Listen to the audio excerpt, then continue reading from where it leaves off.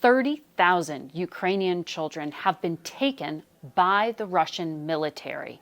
That's according to official Ukrainian government records. We spoke to 3 of the lucky kids. They were reunited with their families, and they came here to the United States to plead for help. Ilya was just 9 years old when he became an orphan. He told us that he watched his mother die from a shrapnel wound to the head. He also was injured by shrapnel. He had a bad injury to his leg. Traumatized and unable to walk, he said Russian soldiers took him to a hospital where he was operated on without anesthesia. And then, after just a few days, they started teaching me to write in Russian, even though I've never learned how to.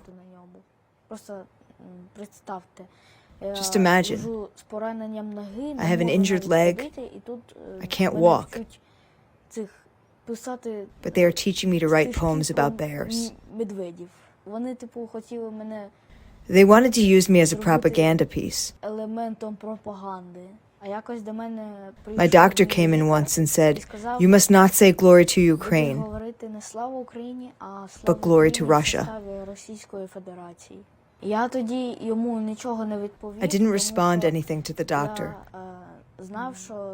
I knew that if I resisted them, they would treat me terribly.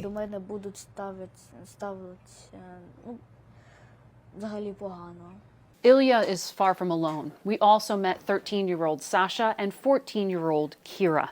They also told us that Russian soldiers took them captive after the siege of Mariupol and told them that they would go live with Russian families. Ukraine's government argues this is all part of Russia's plan to destroy Ukrainian identity. First, it creates orphans, and then it steals them. But Russia claims it is doing all of this as a humanitarian gesture. Ilya's grandmother told us she spotted her grandson in a Russian propaganda video speaking from a hospital bed and described to us a complex network of people and Ukrainian government help to get him back. Also, me and other children were told that we would be deported to Moscow, and that there, we'd either be going to an orphanage or to another family. They wanted to take me to a different family. But my grandmother was able to get me out of there in time. You have a strong grandma. That's true. It's been almost 2 years since Sasha last saw his mother. After Mariupol fell to Russian control, he told us, Russian soldiers then took them to a so-called filtration camp. That's where they were forcibly separated. He says he pleaded with the soldiers to let them stay together. The Russians are really terrible. I asked them not to separate me from my family. They did it anyway. I know that they don't have a heart. What would you like people here to know? How can they help you? I want people to hear that my mom is held captive, so that they can help free her. I go around the world to tell people about my mom, so maybe someone can help. That's very brave and very honorable to try to help your mom. I'm sure she's very proud of you. I understand that when you were separated from your mom, you were told you were going to live with a Russian family. Is that right? Yes, they told me that they would take me to an orphanage and that they would put me in a different family if my grandmother doesn't take me. But your grandmother did come. Yes. You must think about that a lot. And think about your mom a lot. Yeah. But I think she'll return soon, and I will do everything possible to make sure it happens. I'm sure. I try not to fall into a depression. I try to stay positive. Sasha is now 13 years old, and he's been reunited with his grandmother. He told us he's here in the U.S. to help plead for world leaders to intervene and stop Russia from carrying out what the International Criminal Court calls forced deportation. It's kidnapping, during a war. Kira's grandfather said that after his son died in a bombing, he feared that Kira, his granddaughter, would never be seen again. When I learned that my granddaughter is in Donetsk, I did all I could to get her back to Ukraine.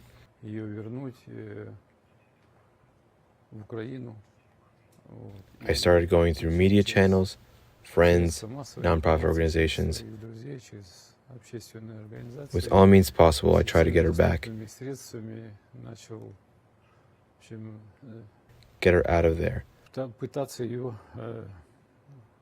Because if I hadn't done that, while she was injured in the hospital, then she would have been sent to Russia, to an orphanage, to a Russian family.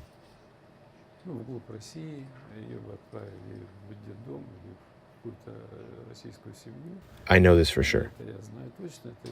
You love her very much, and I can tell that.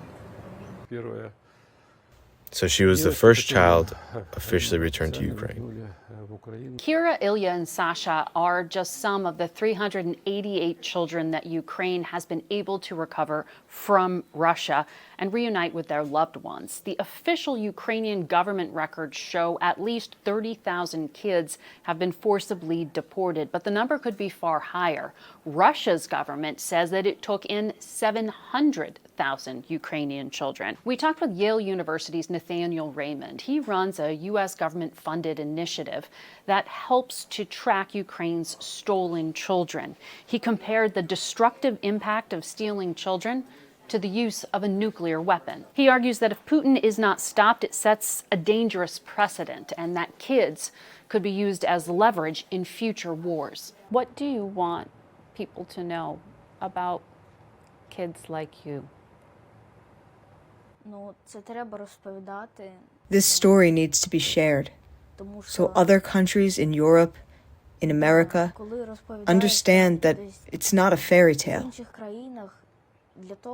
This is really happening. That's a real war where people die.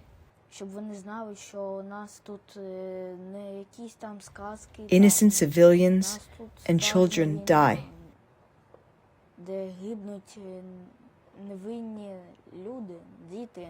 Me and others share this story so people don't close their eyes on Ukraine.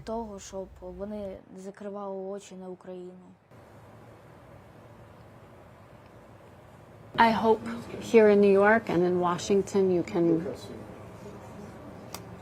enjoy something, be a kid for a little while. But you are a witness to a lot, and thank you for trusting us.